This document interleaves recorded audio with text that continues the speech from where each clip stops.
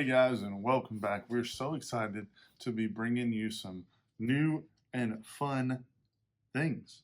We are going over Matthew chapter 12, verse 33 through 37. And so, what we're going to be doing today is talking a little bit about trees and their fruit. And now you're probably thinking, what do you mean, Josh? And I'm talking about character, and I'm talking about who people are and how they treat you. And oftentimes it's easy to see, like, hey, this guy seems a little bit rude, or hey, this guy seems really nice. And then sometimes it's like, oh, it's a year later, or oh, it's a week later, and now they're a completely different person than I knew, than I thought. And so we're going to dive into the scripture a little bit. But first, I hope you're having a great Sunday. I hope you're able to, stay safe during these times and doing the best you can to walk and get out, get some exercise. Me and Thomas were talking about it the other day. Getting some exercise. Tom's is drinking like a big, huge jug of water every day. Big, huge jug of water. Right? It's hard to do, man. And we're just trying to do things that keep active, keep healthy. School's starting back for us, so it's going to be really busy, really stressful. I'm on my last semester, and Tom's is now on his second year, and it's getting into the nitty gritty. It's not easy for anybody. I would say for you, it's final stuff. For me, it's getting into my stuff. Right. So please be in prayer for us as we start that journey. But we'll be in prayer for you guys. I know you have tons of stuff going on, whether you're a parent, a grandparent. If you're not a parent yet, there's so many things that are happening in our world that it's just crazy, and it's changing every day. And to try to keep focused on God and try to keep our blinders on, per se, on to Scripture and on to good people and good things, and and worried about all our needs at the same time. It's crazy. Yeah, it's crazy. It's hard to keep everything in check. It is, and there's so many things going on. But don't fear. We know that, and we're trusting in that. So today, let's pray, and then we'll get into Scripture. Tom, you want to pray for us? Absolutely. All right. Dear Heavenly Father, I come to you today, Lord, and I just thank you for your blessing, Lord. I just absolutely thank you for taking care of me and our family during this and during all of this, and just, providing for us. Even whenever we weren't sure that some things were going to happen and some things weren't, going to make it through, stuff like that. You just provided for us, Lord. And I know many people can say that, Lord, that during this time that you just provided. And it's just crazy. And I thank you and I love you for that, Lord. And I'm very thankful for that, Lord. And I just pray that you'll give everyone a blessing that's listening as well. And just open their minds, their hearts, and their ears so that they'll listen and maybe get something out of it, Lord. In your name I pray. Amen. Amen. All right, and so now let's get into the Scripture. And Thomas, you want to read that? We're going to start in chapter 12 and verse 33. Absolutely. All right. It says, either make the tree good and its fruit good, or make the tree bad and its fruit bad. For the tree is known by its fruit. You brood of vipers, how can you speak good when you are evil? For out of the abundance of the heart, the mouth speaks. All right, let's stop there. Okay. So that's about the halfway point, right? We've read 33 and 34, and we're going to leave 35, 36, and 37. So, like, as it starts out, right, it's talking about, like, trees, right? And they make good fruit, and they're good. And they make bad fruit, and they're bad. Pretty simple, right? And it says, then he goes in and says, you brood of vipers. Is how can you speak good when you are evil? And it's like, I think a lot of times, like I was talking earlier, in friendships and stuff.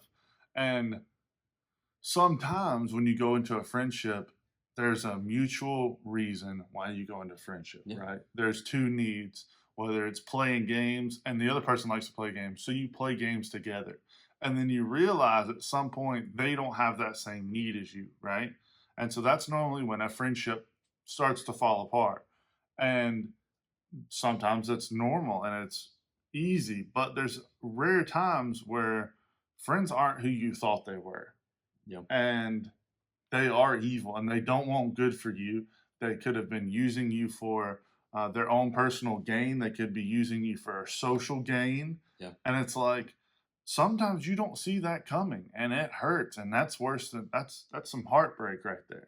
I remember in my life, I had a friend that just, up and coming one day, we just weren't friends anymore. It just kind of ended. And I remember in my life that kind of just took me back because it was one of my first real friends. And I was just like, man, that's difficult. And it was Yeah. hard to get through. And it wasn't that it was pure evil, I would say, but it just like I almost wasn't needed anymore. Yeah. And It's like hard. it's difficult. And then we can also relate this to the fruits you produce as Christians, right? Like, are you producing good fruit? Are you doing things for the kingdom of heaven? Or are you not doing things? Are you not helping others? Are you not being a good disciple? Are you not praying? Are you not reading your Bible? Are you not doing the things that we are called to do as Christians? Like, it's kind of a wake up call, right? You don't want to be a bad tree producing bad fruit. Yeah.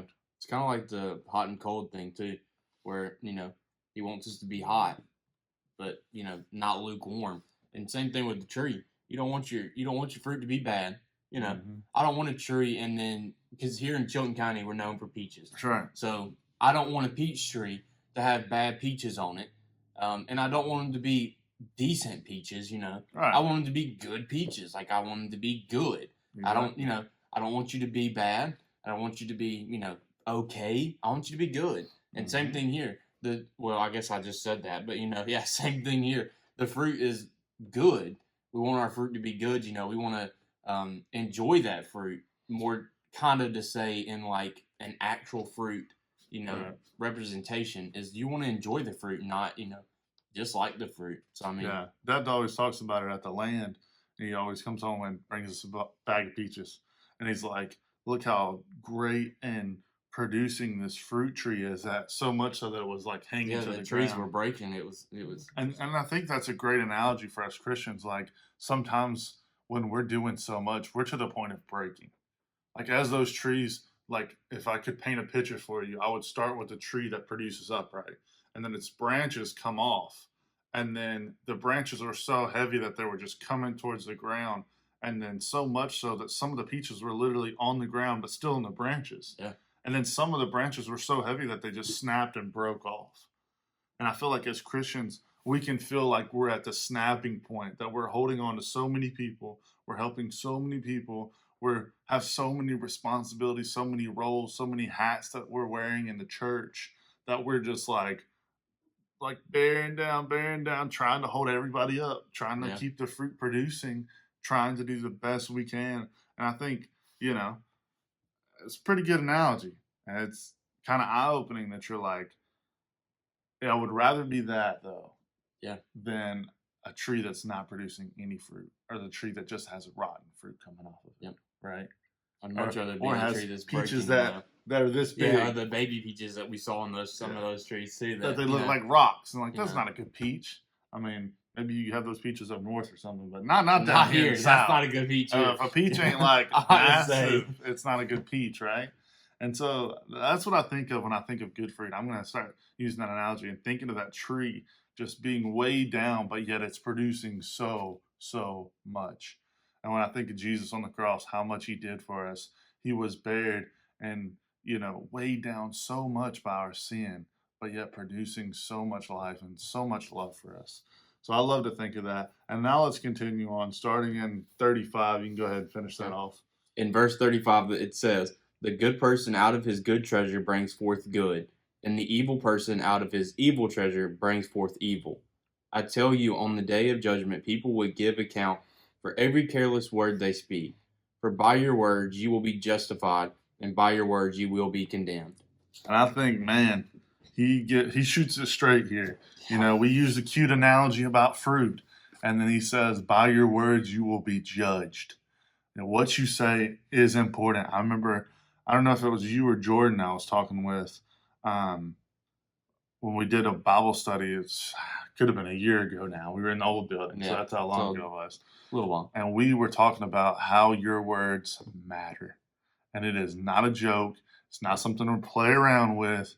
Words are deadly, and words are so uplifting. Like the gap between words is infinite, and how you plan on using them is something you should take into consideration at all times. Things can be so hurtful that you think it's just a joke. Things can be so impactful that you think, they don't really matter that much. Deeds that are good that you think, well, I'm just doing it because it's a good thing to do. It's the right thing to do. They can change people's lives because you're doing the right thing. You're doing what you're supposed to. And I think the scripture is very clear. It says, good fruit produce good things. It talks about evil treasure comes out of an evil person. It talks about your words will condemn you, and your words will justify you. It's a game changer. It even says too, which is like, you know, something that I knew, but just reading and kind of going over again really just picked it out for me. But it even says in verse 36, it says that on the day of judgment, people will give account for every careless word they speak. Mm-hmm. Not just, this phrase or this word or that word. Every word. He literally says right here, because this is Jesus speaking, it literally says that I tell you the day of judgment, people will give account for every single careless word that they speak.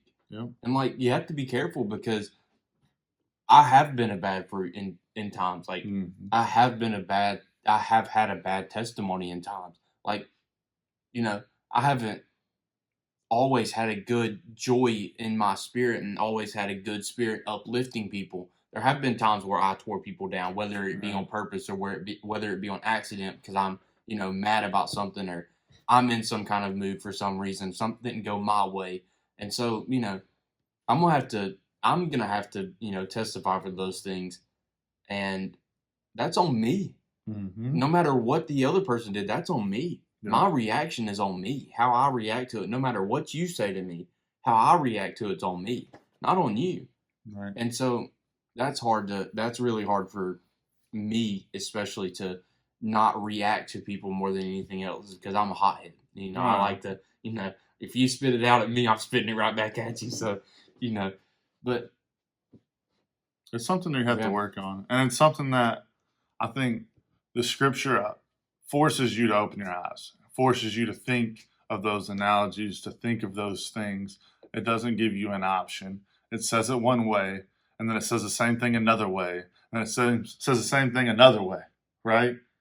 Like he tries to make it easy for young people when he talks about the tree, and then he makes it easier for the older people when he talks about treasure. When we think about the treasures we saved up.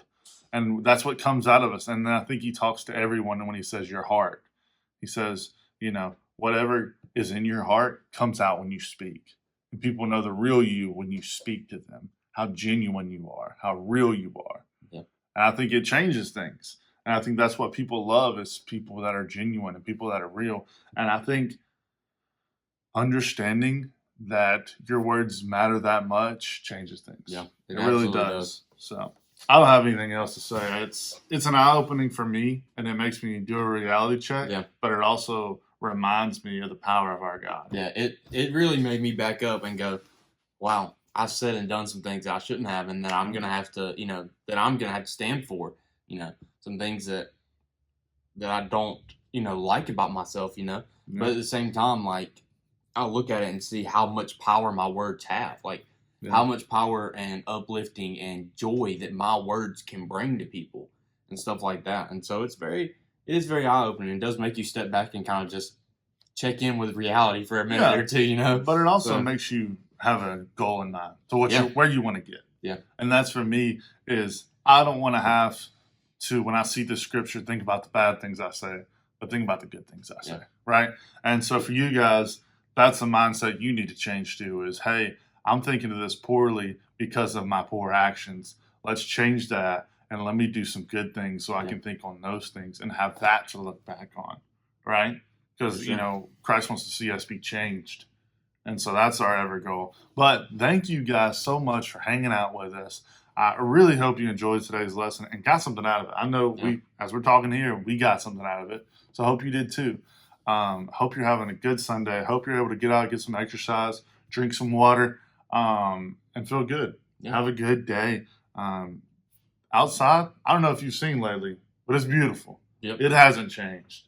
Well, it's probably not beautiful everywhere. Well, not everywhere. Sometimes it's raining. I But was rain's about to say- beautiful too. I'm about to say it's probably not. It's probably gloomy in some Yeah, places. I but take for my us, best naps in rain, so whatever. Rain's good too. So rain's good too. But you guys have a blessed day. I'm going to pray and we'll get out of here. All right? Hey, God, I come today in prayer and just thank you so much for who you are, God, and allowing me to realize how much my words do matter. Because, God, I want to produce good fruit for you. I want to be a changed person for you. I don't want to just look back and think, man, my whole life, all I did was tear down people and degrade people and make them feel terrible about themselves. No, God, I want to be somebody that encourages and uplifts and that their words are used for good, God. So I pray that you just be with us this week as we're going through this stressful time to be an encourager, uplift, God. I love you so much, and I thank you for who you are. In Jesus' name we pray. Amen. Amen. All right, guys. Well, I hope you have a great week, and I hope you get to kickstart it with us. I hope you did, and I hope you enjoyed it. So thanks, Absolutely. guys. Have a great one. Bye.